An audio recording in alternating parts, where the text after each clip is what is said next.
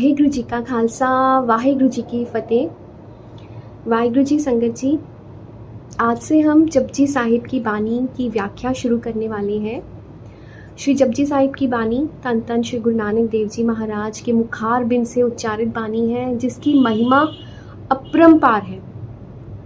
इस बानी के इतने गुण हैं, इस बानी की इतनी महानता है, इस बानी का इतना महात्म है कि उसके लिए मुझे अलग से एक वीडियो अपलोड करना पड़ेगा कि इस बानी के जाप से हमें कितने सुख मिल जाते हैं। नित्यनेम की बानी में सबसे पहले जो बानी जाप करने का हुक्म है, हमें हर गुरसिख को हुक्म है कि वो सबसे पहले जो बानी का जाप करेंगे वो है श्री जपजी साहिब की बानी का जाप। इस बानी को कंठ करना हर सिख के लिए हुक्म है। हम नित्यनेम से ये बानी जाप करते हैं, हम नित्यनेम से श्री जपजी साहिब की बानी पढ़ते हैं, लेकिन फिर भी बहुत कुछ ऐसा है, क्योंकि श्री जपजी साहिब की जो बानी है वो गुरु ग्रंथ साहिब जी का सार है। इतने हमारे दुख, इतने हमारे कलेश, इतनी हमारी परेशानियां एक जपजी साहिब के पाठ से दूर हो जाती हैं। तो सोचिए ये बानी कितनी महान है, कितनी पावरफुल है, कितनी शक्तिशाली है। आज से एक एक पौड़ी करके हम श्री जपजी साहिब की बानी की व्याख्या करेंगे। प्रोफेसर साहिब सिंह जी हैं, जिनकी पुस्तक पढ़ के, जिनकी व्याख्या पढ़ के मैं आप सबके साथ ये व्याख्या जो है शेयर कर रही हूँ। मैं कोई बहुत बड़ी ज्ञानी नहीं हूँ, बहुत बड़ी क्या, मैं कोई ज्ञानी नहीं हूँ, मैं कोई व्याख्याता नहीं हूँ, और बस आप ही की तरह गुरु महाराज से जुड़ी हूँ, अमृत वेला संभालने वाली संगत हूँ, और चाहती हूँ कि आप सब भी गुरबानी से जुड़कर गुरबानी के खजाने को पा लें और गुरु की खुशियाँ प्राप्त करें।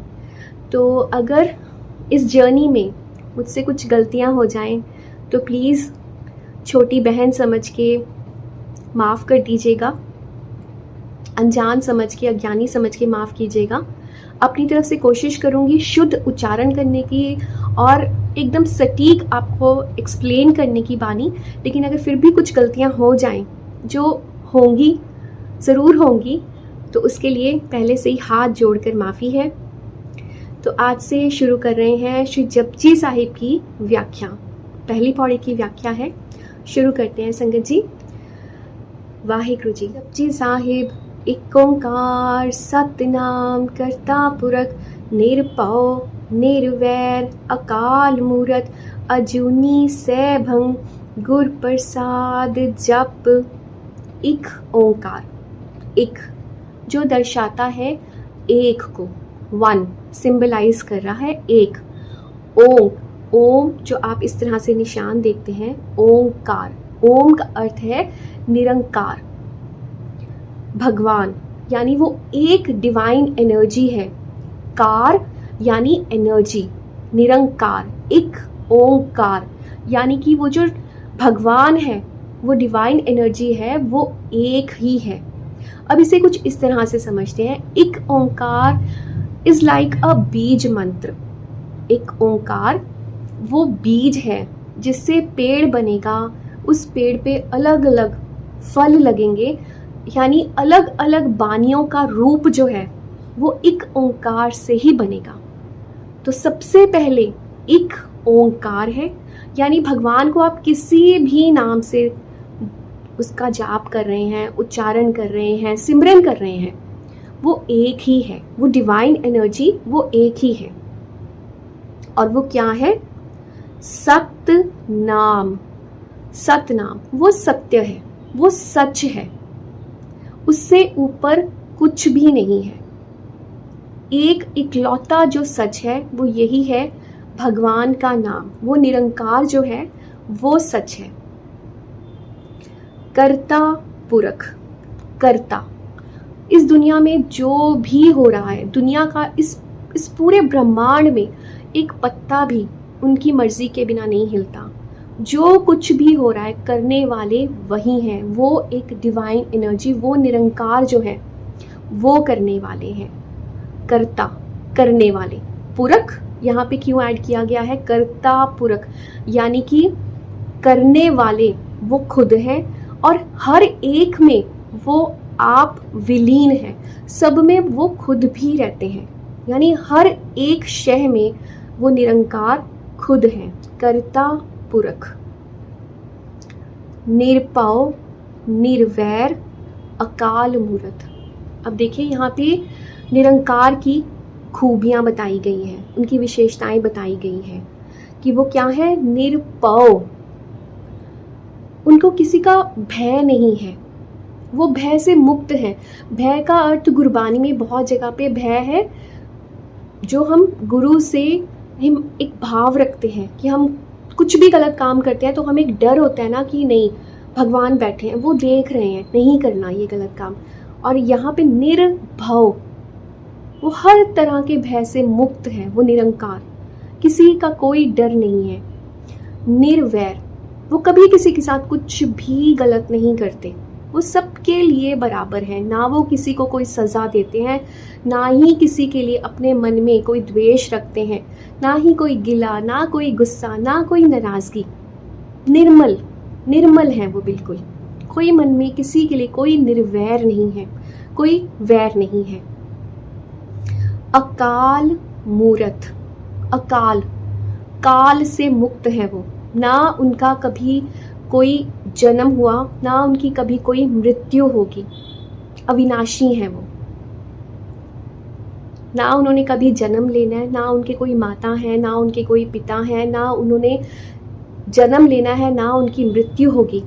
वो इस जन्म मरण के गेड़ से ऊपर है, अकाल है। काल जो है ना, वर्तमान है, भविष्य है, हमारा पास्ट है, उस सब से वो बहुत ऊपर है। वो मूर्त जो है वो इस सब से बहुत ऊपर है। अजूनी, अजूनी का अर्थ यहाँ पर है जूनियों से मुक्ति। अजून,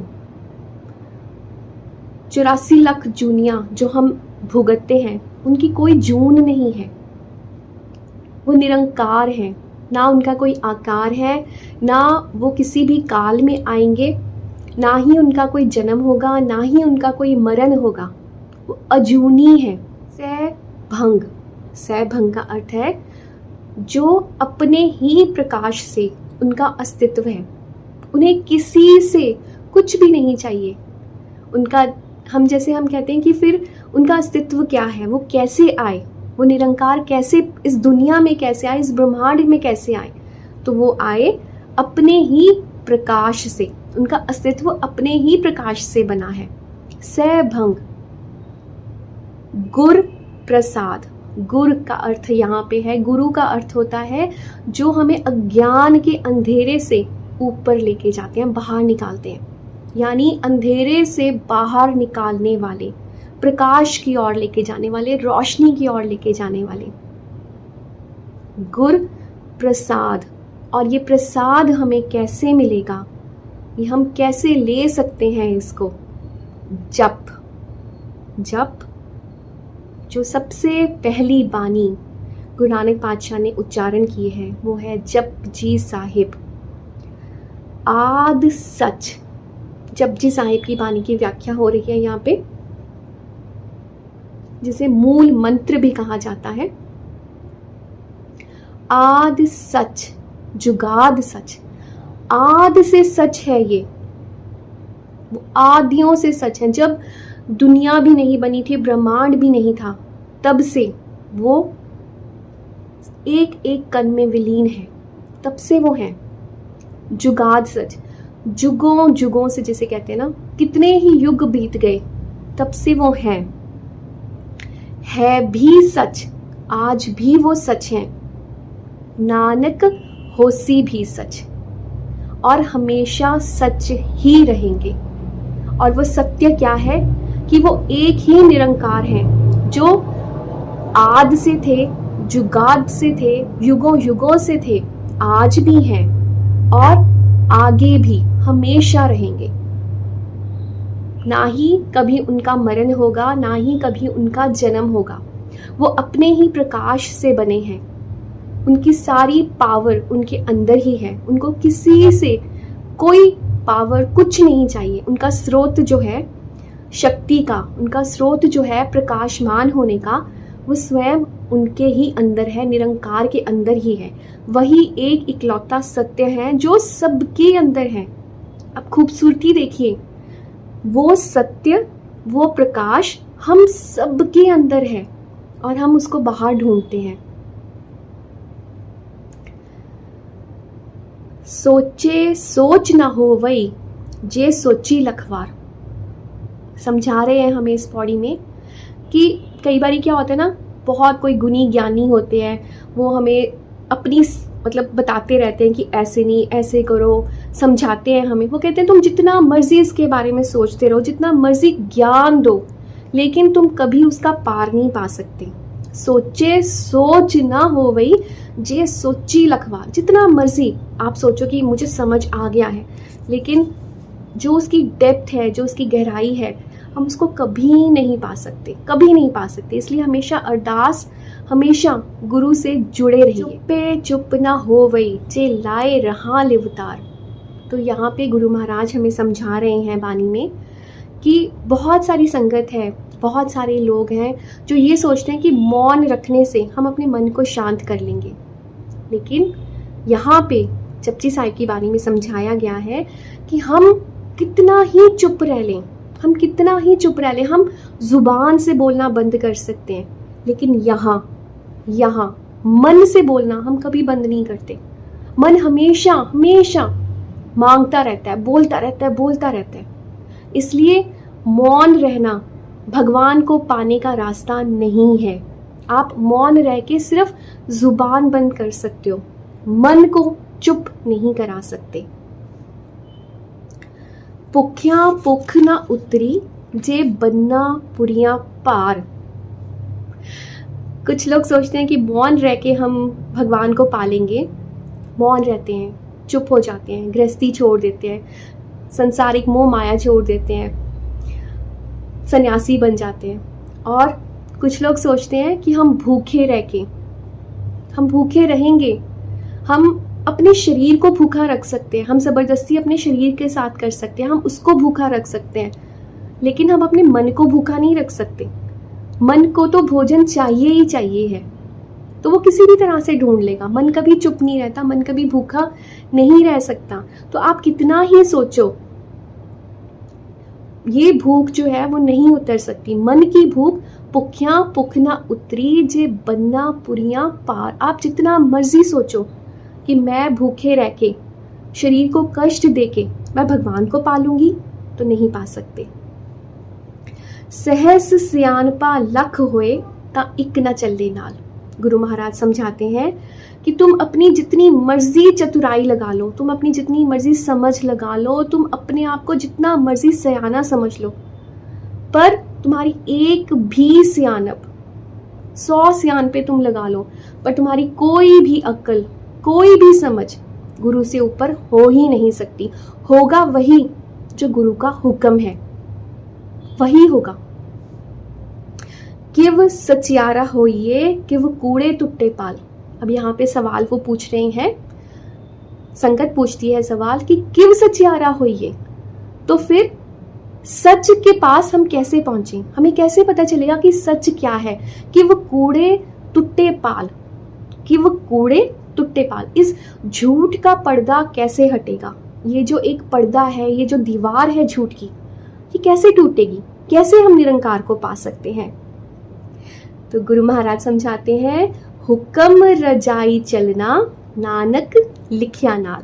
वो कहते हैं सिर्फ और सिर्फ एक ही रास्ता है, जब हम हुक्म से चलते हैं, गुरु महाराज की रजा में रहते हैं। हुक्म रजाई चलना नानक लिखिया नाल। जो गुरु महाराज की रजा में रहेगा, जो गुरु के हुक्म में रहेगा, वही गुरु को पा सकता है, उसको ही गुरु की शरण मिलेगी, वही गुरु पातशाह के साथ जुड़ सकता है। तो आज की पौड़ी में हमने ये समझा है कि एक ओंकार बीज मंत्र, जिससे बाकी सारी बानियां जो हैं उनके फल हैं, क्या क्या विशेषताएं हैं, निर्वैर है, निरपौ है, निरंकार के गुण हमने समझे हैं इस पहली पौड़ी में। और ये समझा है कि ना ही मन को चुप करा के मौन रख के, ना ही भूखे रह के, और ना ही अपनी सियानप लगा के हम गुरु को पा सकते हैं। तो इस झूठ का पर्दा कैसे हटेगा, हम कैसे उस प्रकाश में अपने आप को खड़ा पा सकते हैं, कैसे हम भी उस प्रकाश तक पहुंच सकते हैं जो हम सबके अंदर ही है। करने वाले वही हैं, को कर्ता पुरख वही हैं। हुक्म रजाई चलना नानक लिखिया नाल। जब हम गुरु के हुक्म से उनकी रज़ा में रहना शुरू करेंगे, तब देखेंगे कि जो वो नानक हैं, गुरु नानक पातशाह हैं, वो हमेशा हमेशा हमारे साथ हैं। कभी हमारे साथ कभी कुछ गलत होने नहीं देंगे। आगे की पौड़ी में हम समझेंगे कि वो कैसे हुक्म में रह के, कैसे गुरु नानक पातशाह की रज़ा में रह के हम अपनी ज़िंदगी को खूबसूरत बना सकते हैं। आगे की पौड़ी में इसके ऊपर विचार करेंगे, इसके ऊपर व्याख्या करेंगे। तो जितना हो सके निंदा चुगली से बचिए, एक दूसरे के लिए अरदास करें कि हम सब मिलकर अमृत वेला संभालें। खुश रहिए, खुश रहने दीजिए, बहुत सारा ख्याल रखिए अपना। वाहिगुरु जी का खालसा, वाहिगुरु जी की फतेह।